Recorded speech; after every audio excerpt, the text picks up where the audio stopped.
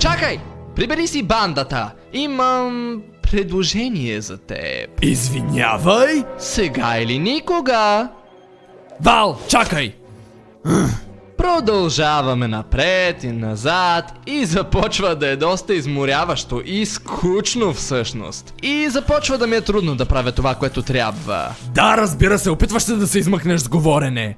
Кажи какво искаш. Какво ако направим малка сделка? Ще се присъединя към пропагандния ти екип и ще ти бъда като затворник. Това, което искам в замяна са... две малки сладки условия. Какво по дяволите прави? Какви условия? Дай на тези малки беззначителни загубеняци да си тръгнат, но по-важното, да не докосваш Чарли Морнингстар. Чакай! Това е? Това е. Доста заинтригуващо, нали? Помисли само за заглавията.